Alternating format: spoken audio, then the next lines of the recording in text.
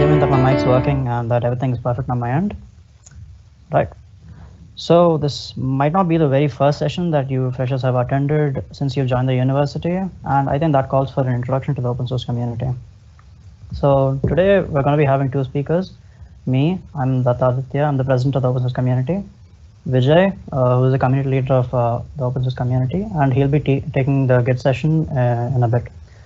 So today's event will be divided into 3 sessions, where we'll be having a talk for about 10 minutes on what the open source community is and what it stands for.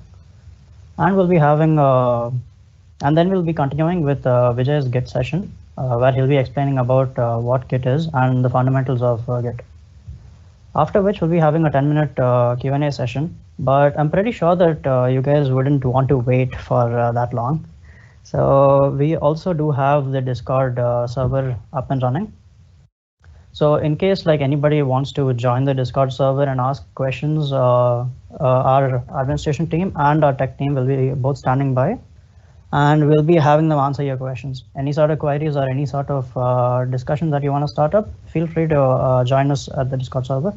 This is a link to the Discord server. I'll be giving you a minute or so in case you want to kind of find and join the server. Right.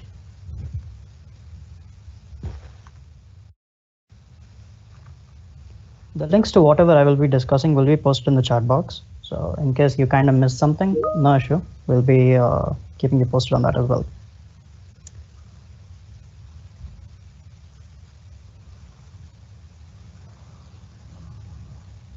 All right, starting off, here's a few bits of what the open source community actually stands for.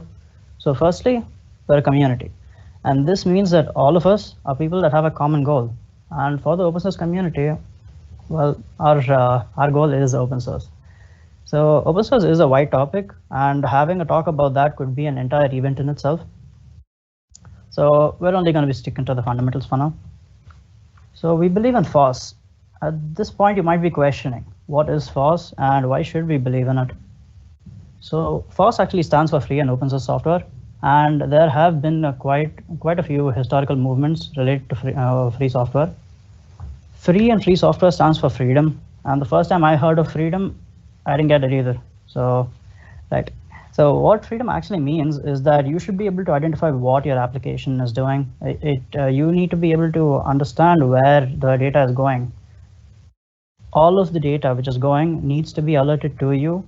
In a sense, so it's like you know where everything is in your code, and there's no details hidden from you. So as a person who paid for it, you have complete access over your software. At the open source community, we haven't started any movements, but we might have something in store for SFD, which is Software Freedom Day, which I'll be talking about in the session soon. So the third point, deliver globally. So in the open source community, we encourage you to build projects. And while you can build projects that help you in your daily tasks, and you could keep it to yourself, but we recommend that you deliver globally. And that means you give your code to the world. GitHub is one such platform where a lot of open source software is shared around. And as part of the community, you'll probably end up with somebody telling you that your code is entirely wrong and you need to build it all over again. Well, this is a good thing, because they'll mostly also tell you where you're going wrong. And in the process of fixing your code up and sending it again, you're learning something. And in that cycle, you develop what might be considered to be an ideal piece of code. So lead, create, develop, and guide. And while I do say that the community can help you out, it also is a good statement to say that you should also be helping the community out. So in the open source community, we do that. So like we have the winter season of code, where we have projects which are being developed and are deployed at the end of the project development cycle.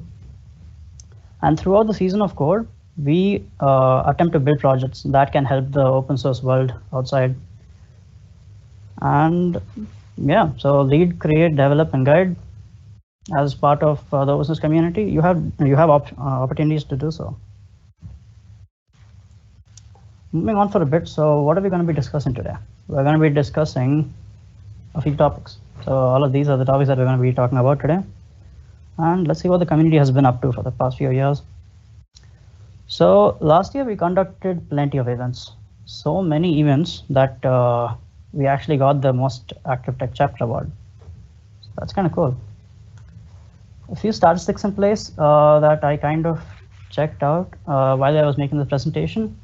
We've conducted over 28 or 29 events, and after this was done with, I can probably say 30 plus. So that's cool. We've also deployed over two, sorry, not over two. We've deployed 2 season of code projects, which I'll be discussing soon. And we also have events that have 300 members plus. And if you actually check right now, I'm pretty sure this event itself has 300 members. So yeah. Now let's get to the winter season of code. I've mentioned it twice before, and you're probably curious as to what it is. And if you've received a bunch of emails recently, you would have gone through a few emails that said winter season of code. So what is it? Well, the winter season of code is a 3-month-long project development cycle. We have members and mentors together in a team who sit and build out their software. And well, this software, we intend for it to be a fully functioning and a deployable project by the end of the season of code. So as of right now, I think the test repositories are up, and you should have received information regarding that as well. If not, we will be updating you in the chat box or in the Discord server. Feel free to join there. So if there's any queries, I suggest that you proceed to our Discord server. We're really active over there, and our administration team and our tech team both are probably answering questions right now. So proceeding forward, what did we do last year for winter season of code? So for winter season of code, last year we had 2 projects. The first one is productivity tracker. This was developed as a project to check into the statistics of your application usage. And this means that, well, remember the days when you thought that you were spending far too much time on doing something when you really could have been doing something more productive? Well, productivity tracker helps you do that. It tracks your productivity and shuts down apps that decide, well, that you itself decide waste your time, terminates them. So proceeding forward, there's OSC Hub. So I'm pretty sure all of you have an idea of what OSC Hub is, partially at least. So the project was built last year in the winter season of code, and we kind of developed it because last year we had a bunch of forms sent out, and for every single event, students had to register for the events. We didn't like that. We wanted it to be automatic. You should be able to register for events without needing to fill a form out. That's pretty tedious. So while I do say that, winter season of code did require you to fill out a form, so we're kind of sorry about that. So, but however, in OSC Hub, all you have to do is log in, register for the event, attend the event, and click on the check-in button once you're done. For the event today, the check-in button will be available up till, well, the end of the day. So don't need to worry about your internet connection, or if you can't figure out OSC Hub just now, like right now. So we'll help you out, and you can also get your attendance in, no issue. So proceeding forward, another event that we conduct almost annually is IdeaRocks. So IdeaRocks is the Ideathon and Hackathon that we conduct in order for freshers to kind of learn of what an Ideathon and a Hackathon is. So that doesn't make sense right now, but like when you go to the next slide, you'll kind of understand. So generally, when you kind of start off in college, you don't really get as to what's happening around you. People seem to be, all of the people seem to be confused. With that being said, we kind of decided that it'd be great to have an event that has freshers from different areas, like, you know, kind of join together. They discuss on what they could do and stuff. So what better way than to conduct an Ideathon? So in IdeaRx, I've been pronouncing that wrong apparently. So yeah, in IdeaRx, we kind of propagate new developers to work on projects together. You don't need to have great knowledge on how to code and all that. That comes later. That's what you joined engineering for. So yeah, so you just hop in, try to develop on an idea with your teammates, make a presentation, make a Figma prototype. And yeah, that being said, this presentation was made in Figma. So yeah, so we have teams that we form, and we allot mentors to them in case they need any help, assistance, any sort of questions that need answering. We're there to help you out. So you can ideate and hack without any issue. So yeah, if we conduct IdeaRocks anytime soon, we hope that you could introduce yourself to the community with all the ideas that you've got. Right. So proceeding forward, remember when I talked about freedom and open source? Well, you really do have freedom in open source. A large part of the community believes that you should be the one who dictates what goes into your system. And that's what the community that's what the community offers as well. A chance to build something that's visible, not just to you, but to the whole world. To be very honest, you might think that code that's available online is faulty because, people could look at it and try to come up with countermeasures to break it. However, for every single person that's looking for a countermeasure, you have 10 other people trying to fix it. So yeah, that's quite the reason why the most secure code is the one that's available to everybody. And you might receive a bunch of people telling you that it's bad, but you also get the reason why it's bad, and that means you're developing software that meets the global standard now. Proceeding forward, we have Software Freedom Day. So Software Freedom Day is celebrated for the rise of free software. You're free to do whatever you want with your with free software. You're free to study it, you're free to distribute it, free to modify it, and you can even make a business out of it. So that's cool. Yeah, free software has no limits with what you can do with it. So it does give you all the freedom to do whatever you want. And the open source community, we believe that free software should be celebrated. And so we do. We celebrate it on a grand scale. And we believe that it is the event that sets the club's goal in line or whatever. So back in the campus, we kind of rented out an auditorium. We had speakers from all over the world speak for free software and the movements. It was quite the day. I remember free software Software Freedom Day back when I was in campus, and it was pretty sick. So I can't wait to celebrate SFD with all of you in campus. Of course, that's only if we're allowed to do so. So that's cool. Right. So previous years, we had quite a few good speakers. We've had Sivakumar Epari and Mario Belling and Viral Palmer. So right, pretty cool guys. Yeah. Web Hunt is another annual event that we conduct with Null chapter. We dedicate this day to a day of puzzles and mysteries. Web Hunt is a partial capture the flag where we provide puzzles that you can solve with your team in order to get to the top. So this is done throughout the university, and we have a lot of people joining in. So yeah. So every Web Hunt is really fun. We like to see students coming up with their clever answers to all of our riddles. They fail, but that's what makes it fun. Since the last year, we've started having themes for Web Hunt as well. Last year's theme is also given on the slide, but I'll let you guys figure out what that means. Pretty sure you can see the number. Good luck. TechCast is an episode series where we invite researchers and engineers to talk about open source and technology. Well, the frameworks that people use. Well, we invite speakers to talk about them. This kind of helps our students because they have an idea of what they could get into, because speakers generally talk about Flutter or they talk about transformers, yeah, if you like them, you understand what's going on, and you want to know more about them. So the speakers also give you a chance to interact with them. So yeah, you can solve your doubts. We have speakers ranging from web development to machine learning, and we also love to have them on stage for the community to interact with. Last year, we had Thomas Wolfe. Professor Thomas Wolfe is the lead researcher at Hugging Face. So Hugging Face is actually an organization or a company that works with natural language processing, and it creates transformers which are, well, open source and can be used by anybody. So, well, a lot of open source data science models, well, let's just say that they use transformers. All right, a good note to end this introduction with would be MLH, which is Major League Hacking. This was our first major collaboration with an organization that specialized in hackathons and events. We had two phases of working with MLH. This was MLH Learn and MLH Build. So MLH Learn was done in collaboration with the Developer Students Clubs, sorry. And we had a lot of people join us for the session. We had over 300 registrants, to be honest. So we had 3 different tracks for students to get into. We had artificial intelligence, Twilio, and AWS. All these 3 were separate, and I'm pretty sure that people enjoyed and learned something out of it.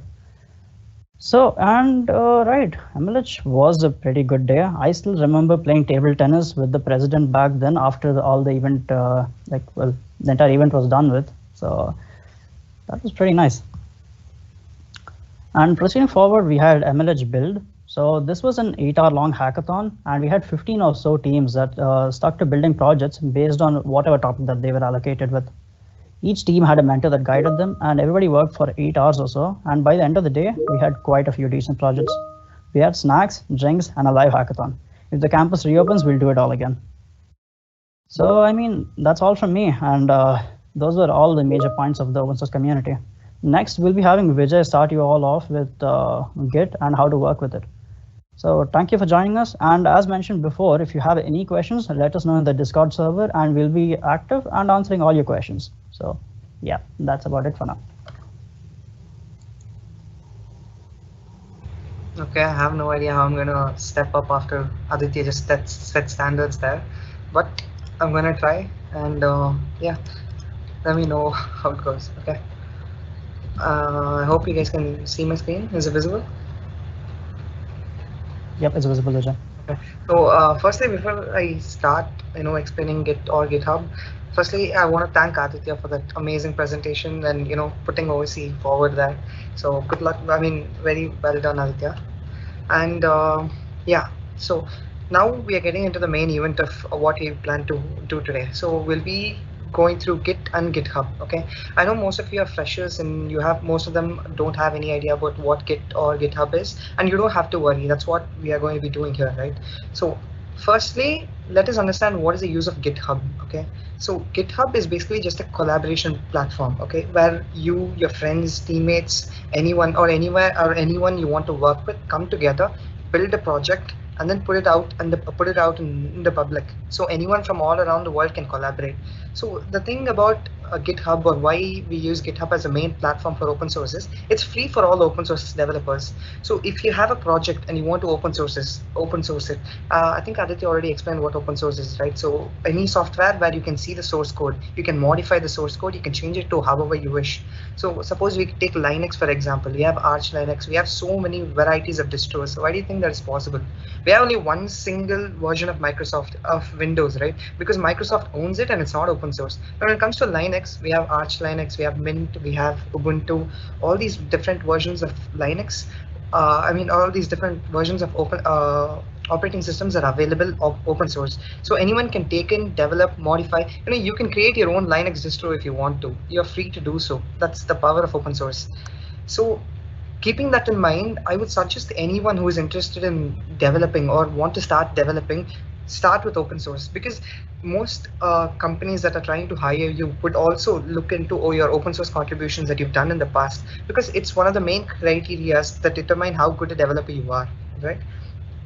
Okay, so now that you know what the use of GitHub is, remember, GitHub does not mean it's only for developers. So suppose you want to get into a documentation team where you are documenting the progress of a website or progress of any software development tools that you're working on, you can get into the documentation team. Suppose even right now, if you go onto Google, there are so many, if you go onto GitHub, there are so many documentation repositories. Like suppose you have Arch, right? So Arch has its own set of documentations, right? ArchWiki. You can go in there, modify, fix errors, suggest changes. You can do anything you wish because it's open source. So if you want to, so it's not limited to only development, but also to documentation teams. So that's pretty much what GitHub is. Okay.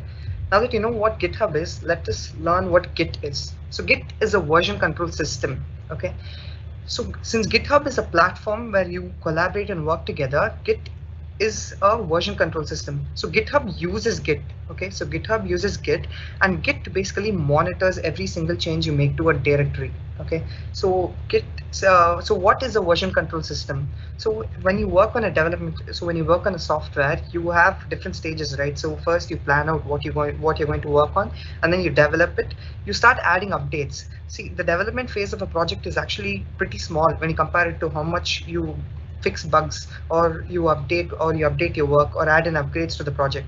And Git here comes and helps you out, because imagine you're working on a project, you break the software. Imagine you make an error or there's a bug in the software and then you break it. Since it's alive, suppose say WhatsApp itself, for example, if someone's working on WhatsApp, if someone's developing or adding in a feature for WhatsApp that breaks WhatsApp, what would you do? You cannot imagine without the use of Git. You'll have to rewrite the code again from scratch and then work on it. But with Git, you can just go back, like you can manage the version and then just go back to the previous one which is not broken and send it out. But that I'll explain all this in detail when we are working in live, because there's no point in me explaining just theory, right? So I'll get started with Git and GitHub right now. Okay. So firstly, let us see what we'll be discussing throughout this entire event. Okay. So firstly, I gave you an intro to Git and VCS. I gave you an intro to GitHub. Next up, we'll look into installing Git, right? So just open up your browsers and just type Git in Google. You can go to this website. If anyone can post this website in chat, it'll be very good. So go to this website and then you can download here, download from Windows. Note, if you're on Mac OS or if you're on Linux, you get Git pre-installed, so you don't have to do any of this process. However, if you're on Windows, you'll have to install it. So again, thank you for that, Microsoft. So download your Windows version. It's around 48 MB if I'm not wrong. So download and install it. The process for installing Git is actually pretty simple. You just have to keep pressing next, and you must be pretty much done with installing Git. Okay, don't do anything else, just keep pressing next. Yeah, that's it. So that's pretty much how you install Git onto your system. Okay, next up. Now here's the important thing. Okay, if you're going to be using Git, you should be knowing some basic terminal commands. Like it should be like you don't have to learn all the extreme stuff and just the basic stuff, so that you can better traverse through directories, understand how Git works, and use CLI mode. Okay, so what is CLI? Command line interface. So throughout this entire session, I'll be using CMD to help you understand how Git works and everything. You can use any you can use Bash, you can use any terminal that you wish. It's all right. Okay, so right now I'm in my C drive. Okay, so you can see here that I have this folder set up, right? So this folder here is set up in my D drive in this OSC folder. So firstly, let us find out how we can traverse from C drive, this folder, to a D drive OSC folder. So to do this, first we have to change a drive entirely, because if you see, I have two drives here, right? C drive and D drive. Usually start up in your C drive. So let's do that. So to switch to a drive, you just type D and then this. That's it. Right now we're on your D drive. So right now, if you look over here, this is my D drive and I'm right here. Now I have to enter this OSC folder. To do this, I type in CD. So CD stands for change directory. So when I type CD and then I type in the folder that I want to enter to, so CD OSC. So now I'm exactly in this directory structure. So if I'm right here in D drive OSC and I'm here in D drive OSC. If I want to see the contents present in this folder, I just type dir. It stands for directory. If I type dir, you can see that I have this folder assets, and then I have this todo.txt files. So everything is ready within this directory. So this is how you switch your drive, how you change your folder. If you want to go back a folder, you just type cd dot dot. In Linux, you don't give this dot, you just type this. So here cd dot dot. Now you go back one folder. Again cd OSC. And you come back into this folder of it. Next, if you want to create a folder, you can use this mkdir. It stands for make directory. So mkdir, and then I type in hello. So you can see that a new folder hello was made. Now if you want to remove this directory, rmdir. So remove directory. So again hello. You can see that the folder was deleted everywhere. So yeah, so this is for making a directory, removing a directory, changing directories. Now imagine what if you want to create a file? You use echo and then say hello.txt. So you can see that we have a file called hello.txt. Yep. If you want to delete this, you can just use rm hello.txt. Okay, yeah, sorry, that was my bad. So anyway, so you can create a file, you can delete a file, you can remove and everything. So that's pretty much the basic CMD commands. If you want to know more about any of these commands, you can search it up on Google, or you can ask anyone on our Discord server. They'll help you out through this. All right. So now that I asked you all to install Git, right? So I hope you guys have installed Git. So if you have installed Git, if you want to check whether you installed Git correctly, you can use Git version. So this will provide you the version of Git that you've installed on your Windows. All right. Okay. Once you have Git installed, you will have to configure your Git account to provide your name, your username, and your email ID. We do this especially because once you connect to GitHub, right, your every push you do or every commit you do, and when you're working on a team, everything gets combined together. This way, Git can monitor who is committing what at what time. I'll show you more about this once we actually start working with Git. So for now, let us configure your Git. So you type git config global. So this will set your Git profile throughout your entire system, right? So git config global user.name, and then you just type in your name out here. So I'm going to give it as Vijay. Yeah. Now, if you want to check whether it was right, git config user.name.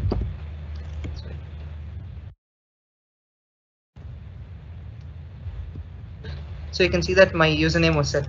Similarly, you need to set up your email ID as well. So git config global user.email, and then provide your email ID here, right?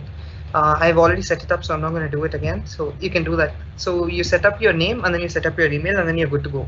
That's it. Okay, so that is how you install Git. You configure your Git, and then you learn a few CMD commands. Okay, now that we know all the basic things to get ready, that is pretty much the prerequisites to getting started with using Git. Let us jump into it. Okay, so first thing we'll be learning is creating a repository. Okay, now most of you might not have heard what a repository is. So what is a repository? Let us consider a folder. I'm going to create a folder here called Git, right? So this thing is basically a folder. Now I'll be using a keyword called directory. A directory is nothing but a folder. It's the exact same thing as folder. So you don't have to get confused. If you say directory, it just means a folder. All right. So inside this OSC directory and inside this Git directory, I've created a empty folder here. Now, what I want to do is convert this Git folder into a repository. So what repository basically means is that I give Git permission to basically use this entire folder and monitor every change I make. So once I'll show it to you right now. So here cd OSC. So I'm here right now. So I'll enter the Git folder. Once I'm inside the folder that I want to create a Git repository of, I'm going to do this. This is the command git init. So init stands for initializing. So git init basically will convert this folder into a Git repository. So initialized empty Git repository at, okay. So what this basically means is right now you don't see any content within this folder, right? If you click on view and click on hidden items, you can see that a folder was created, a hidden folder called .git.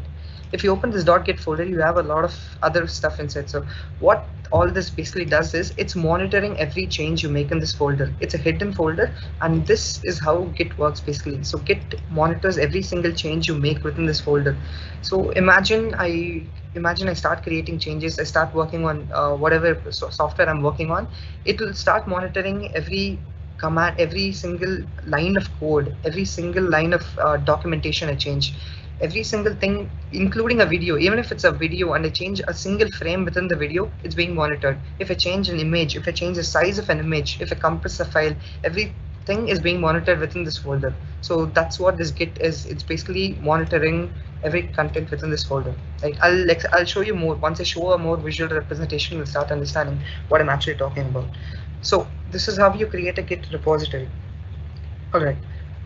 Next, let's see. So we've learned about installing Git. We learned about creating a repository. Next up, you're going to be learning about staging changes, committing changes, and committing history. Okay. Before this, I actually want to show you guys a visual representation of what we're actually dealing with right now. So you can check out this. If anyone can send this website link as well in the chat box.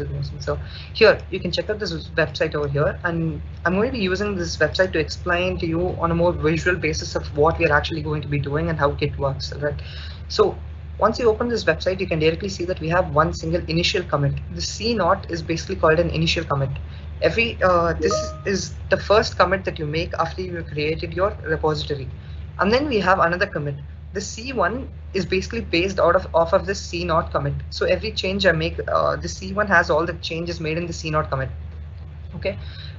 Next we have this main. So what this main basically means is there are different branches. I'll get into branches again. Right now don't bother about this main. Once I explain to you how branches work and everything, it'll make a lot more sense.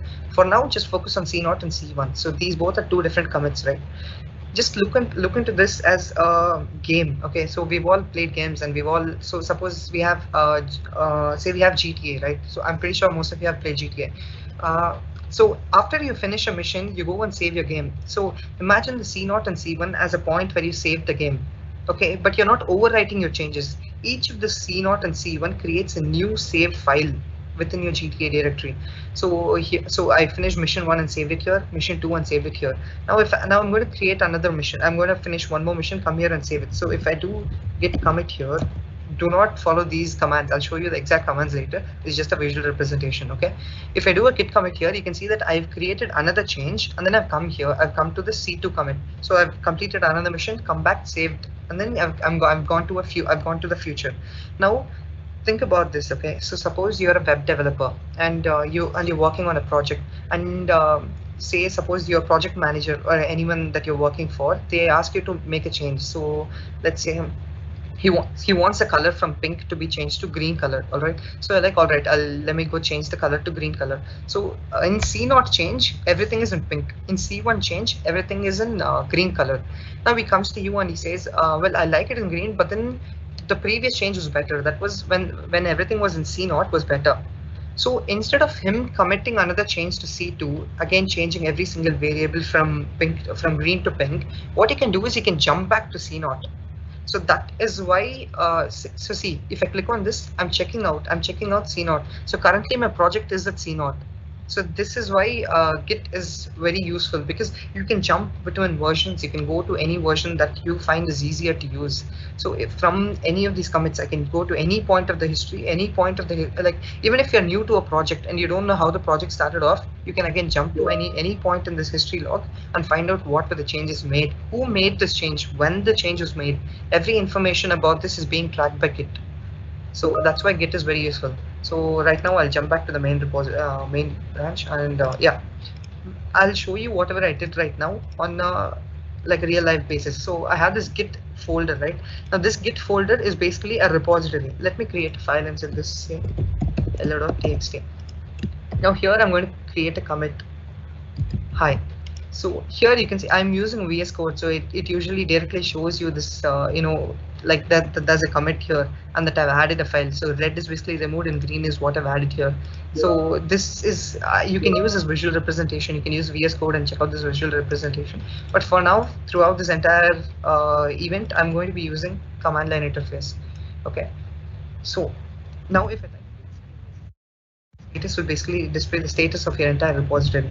If I type git status, you can see that I have no commits yet, and I'm currently on the master branch. So here's the thing, recently GitHub changed all their main branch names to main instead of master, so you don't have to get confused. But the main branch or whatever the main thing you're working on will be usually called master or main. You don't need to confuse that. All right.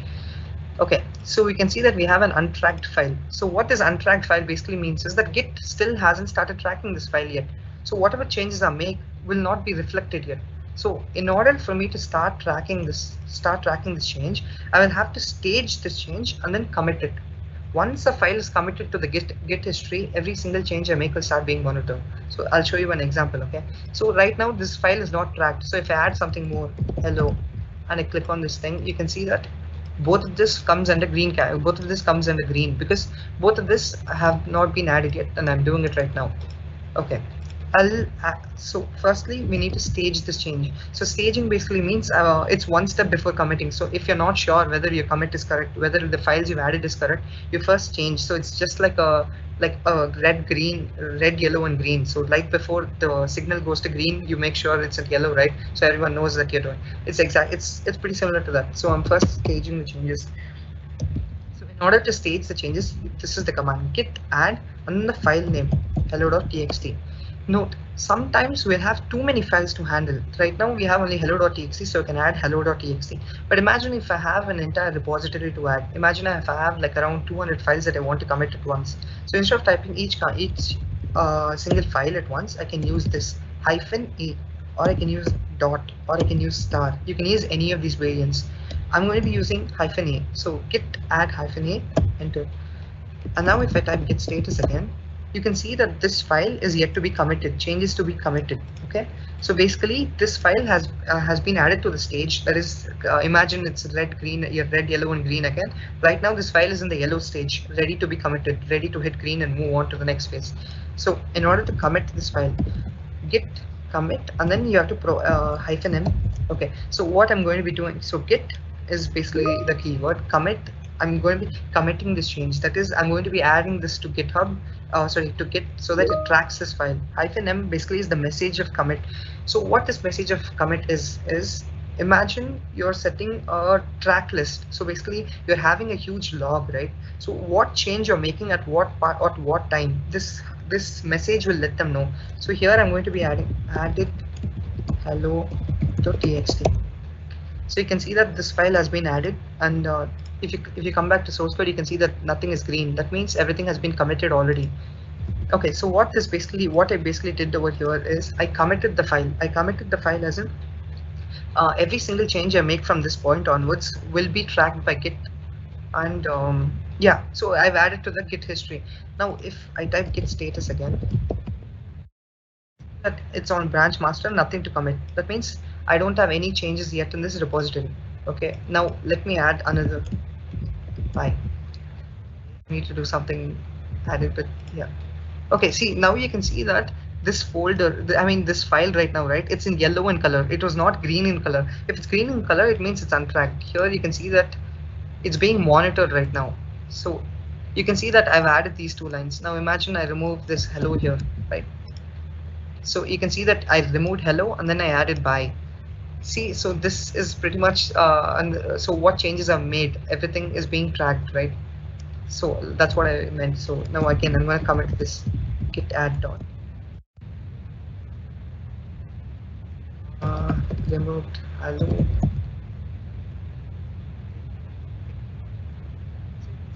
Made two different commits in this file, exactly like this structure. So C0 was an initial commit where we added hello.txt. C1 was our second commit which we added hi and bye, and C2. Okay, we are right now we are in this stage. So if we go to C2, okay.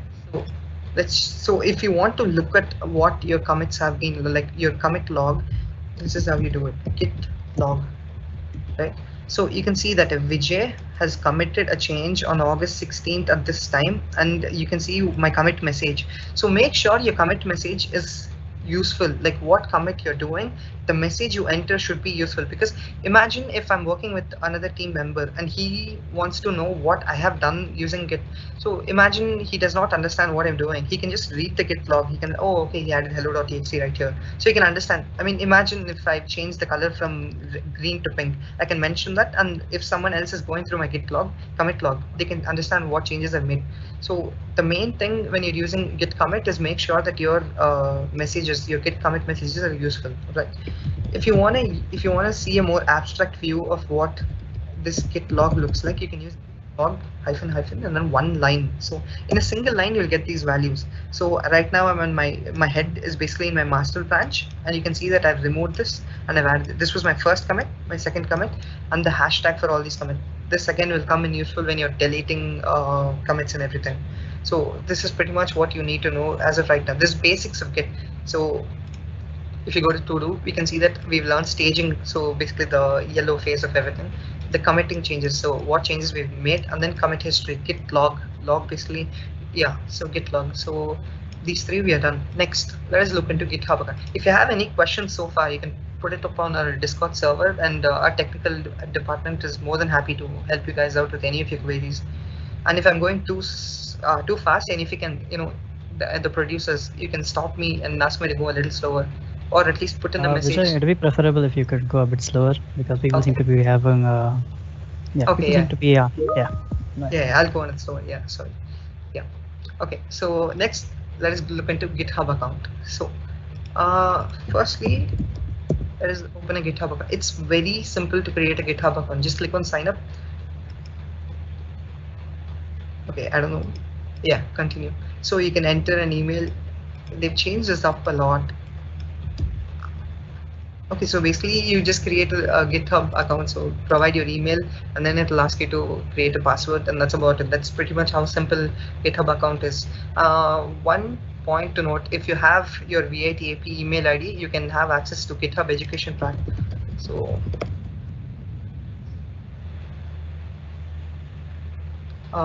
yeah, GitHub developer pack, so student developer pack. So you have all these features if you have GitHub student developer pack. And if you're a student from VIT-AP, you have your own VIT-AP University email. With that, you have access to all these different software tools, development tools, and everything. So you can check out any of this.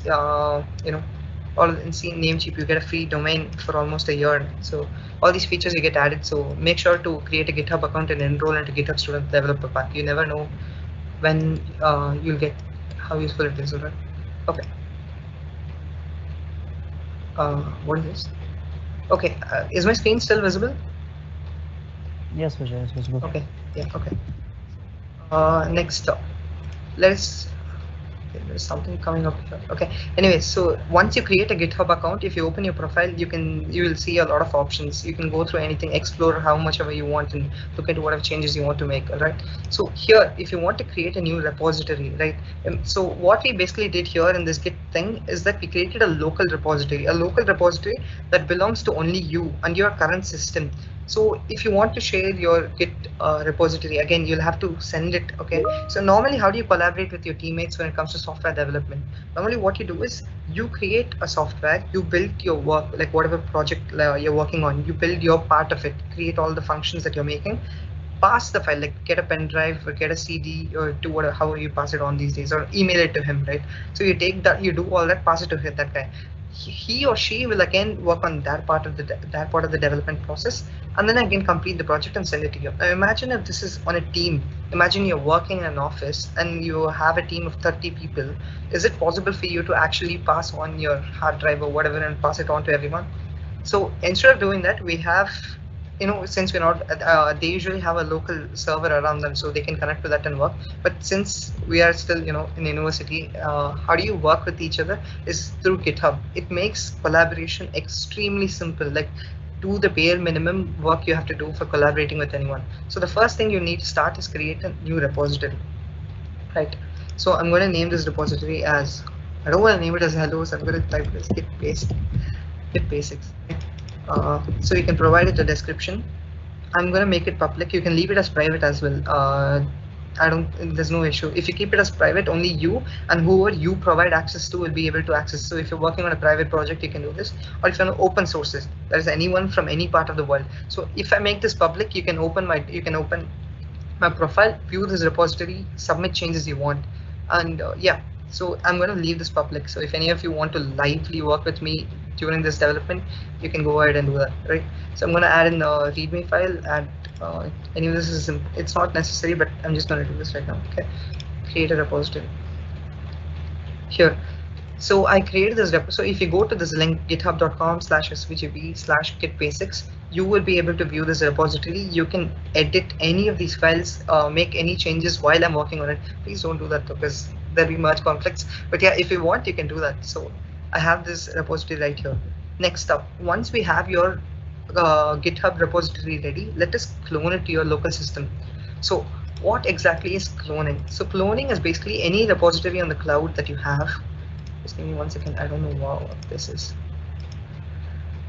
Yeah, okay. So what exactly is cloning? So basically any repository. So suppose, let me take Linux GitHub. Okay, that's new. Why am I doing this now? Just give me 1 second. Yeah. Okay, so you can see that we have Linux, right? So we have this repository right here. So if you want this Linux repository on your local system, you can clone it. Basically, you can pretty much own rights to, pretty much own or modify any of these files within this repository, make any changes that you want to, work on anything, any repository on GitHub community that's public, you can clone it. So basically just click on this HTTPS link and then open your repository. All right, just give me one. I'm going to delete our local repository that we had before. 1 second. It's because I'm here. So I'm going to delete this repository.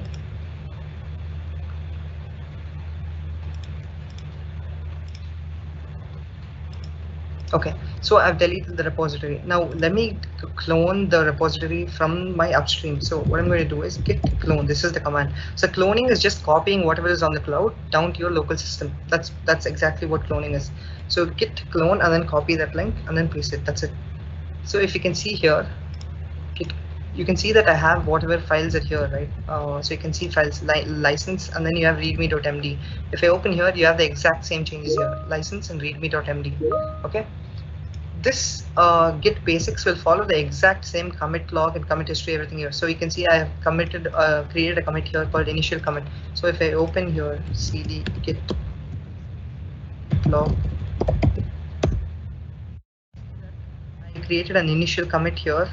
If I click on git log, if you want to see the complete log, you can see that Vijay has created a commit on August 16th at this time. So if any of you or anyone who is currently watching this event can go and create a commit here, create a commit on this page, okay, and then I clone it, I'll be able to see this exact detail, the author, who you are, your GitHub account, at which time, which date you created a commit. So if you want to work with a team, this is the most easiest way. So you can push your changes, your teammate can work, and yeah. Now, here's the thing. What if you and your teammate are working on the exact same function? That is, what if you and your teammate are working, suppose you say you both are working on a bug fix, right? Both of you are working on it together, but you don't want both these changes to merge. So suppose, okay, wait, let me show it to you, the more visual representation. Okay, so suppose your friend here says, I don't want Git basics, I'm going to call it GitHub basics, right? And you're going to commit it in your system, but you haven't pushed it yet. And your friend has already changed this and pushed this to the cloud, right? Okay, that should be a better way to do it. I'm going to commit it right here. So,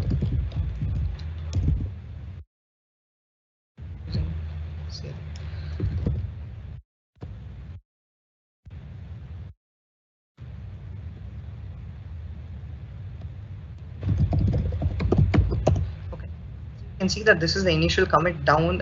You see here origin, right? So origin basically stands for the status on your cloud repository. So basically on GitHub, this is the initial commit. So if I refresh this page, you can see that it's still an initial commit because of one single reason, because the change I've made here is on the local system, right? So all the whatever change I've made is only on my computer. It's not on the cloud. So my friend won't be able to view this change. So if I want my friend to view whatever change I've made, what I have to do is after you create a commit, note, you have to make sure you do a commit. Even if you change a file, it will not be sent to the cloud. You have to change the file, stage the file, and then you have to commit it. Once your commit is added to your commit log, you can just do a git push. So what this git push basically does is it's taking whatever changes you made, basically whatever commit you made in your local system, and then pushes it to the cloud. So you can see that before this it was initial commit. Once I refresh this repository, you can see that I changed it from Git basics, and you can see that it says GitHub basics now because whatever changes I made on my local system is up on the cloud. Right. So now what if your friend does this change, all right, and he forgets to push it?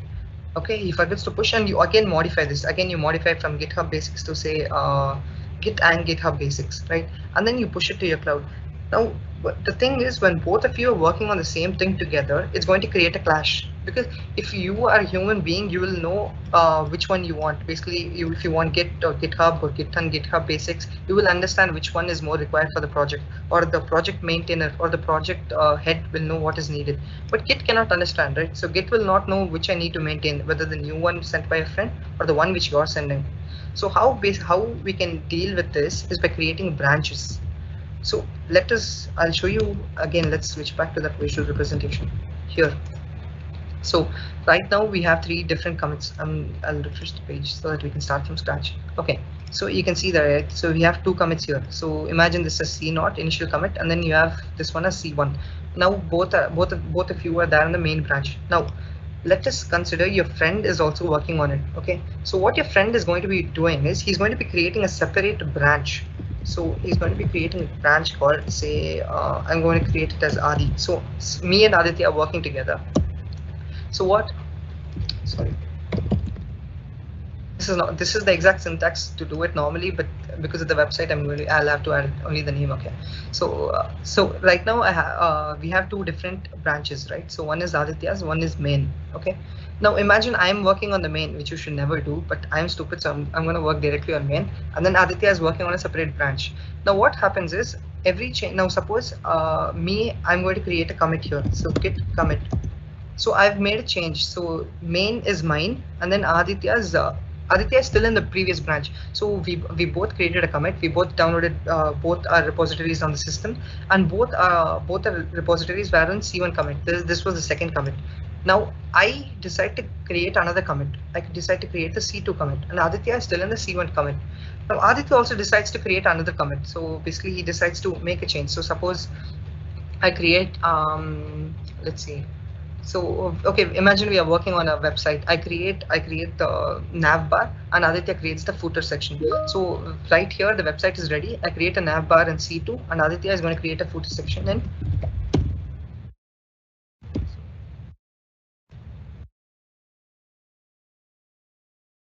here.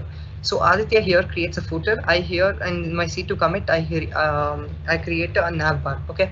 Now what happens is I want Aditya's commit in my repository. So whatever change that Aditya made, I want that onto my system, right? So how do I do that? What I do here is I merge. I basically take these two branches together and just squash it together. Like take all his changes that he made and put it into my repository. So firstly I have to check out this. You can forget the theory that you can just ignore the commands I'm doing, because it's not exactly the same as, I mean, it's pretty much similar, but it's not exactly the commands I'll be using. I'll explain the commands once I teach you the visual representation of what I'm doing, right? So git checkout, I'm going to go back to my repository. See, you can see the star, right? So the star basically means which repository I mean which branch I currently am in. So I'm currently in my C2 branch, sorry, in my main branch. Now I'm going to merge Aditya's branch into mine. So if you can see, the C4 branch will have my nav bar as well as Aditya's footer section. So this is a website. So this current status of the website has whatever changes Aditya made, whatever changes I made. So this is how you pretty much work on a software development team, where you create your separate changes on a branch, he creates a separate changes on his branch, and after both of you are done, you create a merge and then merge it together. I'll show you an image if this is a little bit confusing. Here.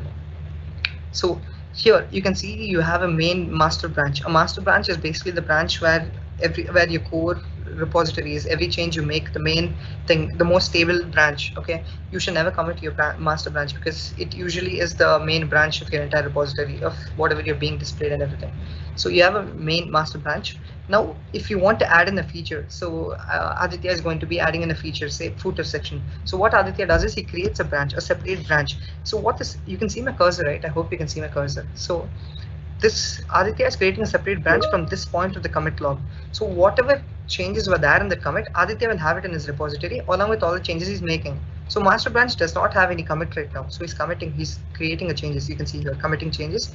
Once he's finished committing his changes, he sends in a pull request. Now this pull request you don't have to bother, because it's limited to GitHub. Imagine this pull request as a merge. Okay, so Aditya is basically doing all his commits. Once he's done with his commits, he sends in the he lets me know. So once what I do is I switch back to my master branch and then merge all the changes that he's making into my master branch. So this way I have all his updates, I have all my changes, and everything is together in the master branch. Okay, I'll show this to you on a more detailed way here. So you can see that I have all this set up, right? So cd git. So right now I'm inside this directory, git basics directory. Here I'm going to create a branch. So the syntax for creating a branch is git branch b, and then you type in the branch name. So I'm going to name it as Aditya, and to make it similar to whatever we showed in the visual representation. Sorry, where did I do? Okay, sorry. The name, it'll create a branch. So I'm going to create git branch Adi. Okay. So if you want to see what are all the branches that are present, just type git branch. So you can see that I have main branch, which is mine, and I'm currently in my main branch. Wherever the star is, that's the branch you're currently in. And then there's Aditya's branch. Now if I want, now suppose, imagine I am not working on this and this is Aditya's perspective. So this is Aditya's view of what he's doing. So what Aditya will do is he creates a branch, he checks out the branch. git checkout. So checkout is basically how you switch to a different branch. So this, I'm currently in my main branch, I'm going to switch to Adi's branch. So git checkout Adi. So it's saying switch to branch Adi. Here you can see this is Visual Studio's thing. So here you can see that I'm switched to Aditya's branch. If I click on git branch, you can see that the star from main moved to Adi. So this means I'm currently in Adi branch, and main is separate. So every change I make in Adi will not affect anything that is going on in main. So Vijay can continue separately working on whatever change he's making on in the main branch, and Adi will work separately on his Adi's branch. So I'll get something here. Adi is submitting it. So again, how do you monitor something? So you add git add dot git commit m. Adi has made changes. So imagine this is the footer section that Adi was supposed to add, and Adi has added that here. Now what Adi does is he pushes it to the cloud. Okay, so here's the thing. Now Adi wants to push it to the cloud, but in the cloud there is only, in the cloud you can see there's only main branch. Like the Adi's branch is not here, right? So if you go back to code, you can see that I have only main branch, because whatever Adi is working on is on his local system. So how do we see whatever changes Adi makes in the cloud? It's simple. So basically we need to set up an upstream branch for Adi. So Git already suggested that there's no upstream branch, so you can just pretty much copy paste it here. Yeah, so make sure you set up an upstream branch of whatever branch you're working on, and then you can push changes. So now if I refresh this page, you can see that I have main branch and then I have Adi's branch, right? So this is the command for that. Here, I'm setting up an upstream branch for Aditya, so that whatever changes he's working on in his local system will also be reflected on the cloud. So here you can see that Adi has recently pushed changes. So here you can see this commit is one commit ahead of main. What does this mean? Adi created a commit at Adi's commit is 3 commits ahead, 1 commit ahead, so 3 commits, and this is main branch, so it's still in the second commit. So he added the footer, pushed it to the cloud. Okay, 1 second. Let me see. So we've branching, creating a branch. Okay, so we learned about creating a branch, pushing a branch. Now here's the thing. Now what Vijay wants to do is he wants to take this whatever changes that Adi made and get it into his system. So what he's going to do is he's going to switch back to his main branch, right? So I'm currently in my main branch. Now what Vijay wants to do is he wants to get all the changes that Adi sent. Imagine this being done in 2 different systems. So Adi is in a different place, he's working on it, he pushed the changes, everything is on the cloud, but it's still not in Vijay's system, because whatever changes Adi made, it's on the cloud, but it's not on Vijay's system, which is on a entire different place. So what Vijay needs to do is he needs to do something called like git pull. What git pull does is it's the opposite of git push. Git push, you're sending all the local changes to the cloud. Git pull, you're getting all the local changes from all the cloud changes to your local system. So if I do a git pull, it says it's already up to date because I'm using a single system. But imagine if Adi and me are working, it'll pull all the changes that Adi is sending and I'll get it on my local system, right? Now I have Adi's branch, I have all the changes that Adi made, and I'm on my main branch. So if I git branch, right? See that I'm in my main branch and Adi's branch is 1 commit ahead. So what I need to do is I need to add that footer onto my thing, like exactly like I showed here, right? So Adi's thing is here, my change is here. Now I want to pull that into my main thing. So what I need to do is this commit is called merging. This command is called merging. So git merge, right?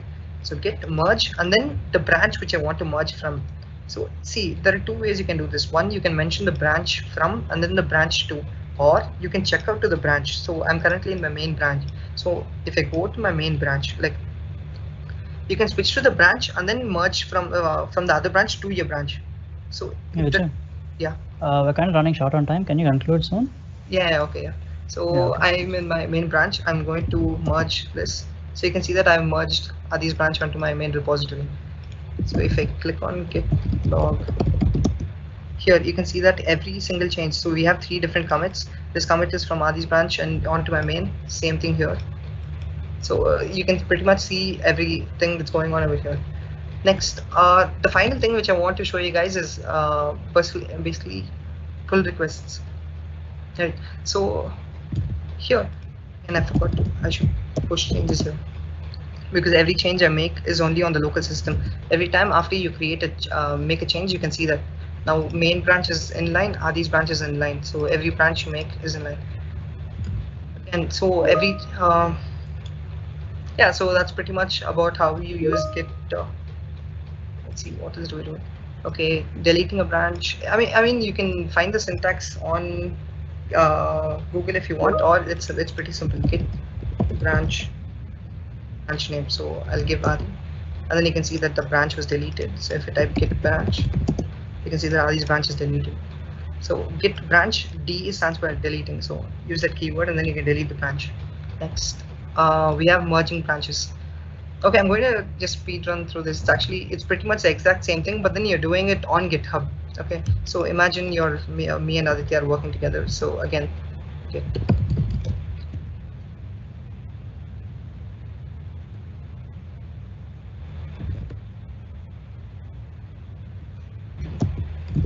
Check. Okay. Now,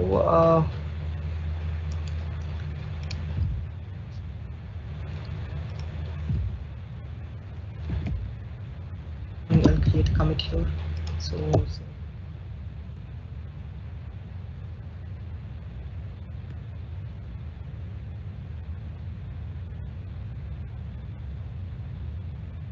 okay, so yeah, it's a confusion. I have to do is worry about this when you're working on the project. So you can see that Adi has sent a pull request. Now there are two ways you can merge two different branches. One is using CLL, like I just showed you. You can use the merge command, and then you can merge, or you can compare and create a pull request. So basically, imagine you're working on any repository that online, okay, and you want to add in the change that you're being suggested. So what you do is click and compare and pull request. So the base branch is main, right? Like I showed you. So this is Vijay's branch, and this is Aditya's. So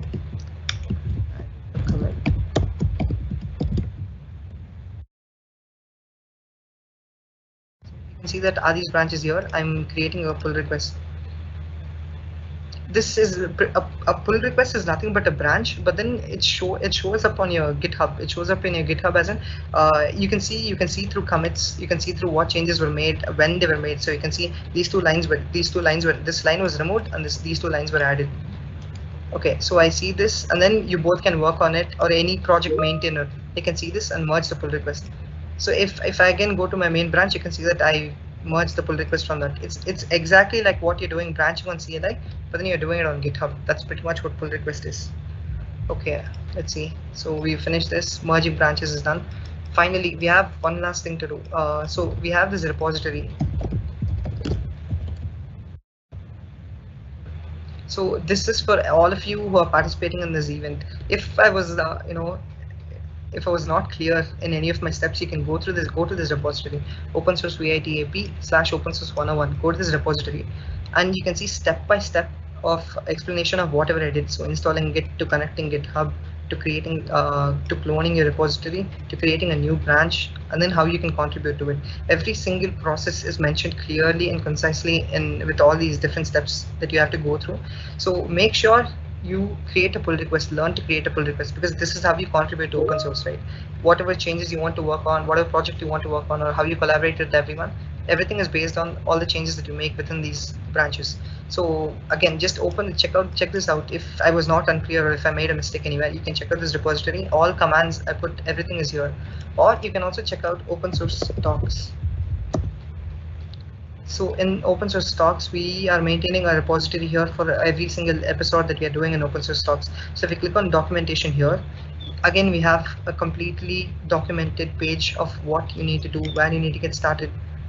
From every single command that we went throughout this event, from git add, git commit, git push, git stash, every command that we went through with visual representation, everything is available.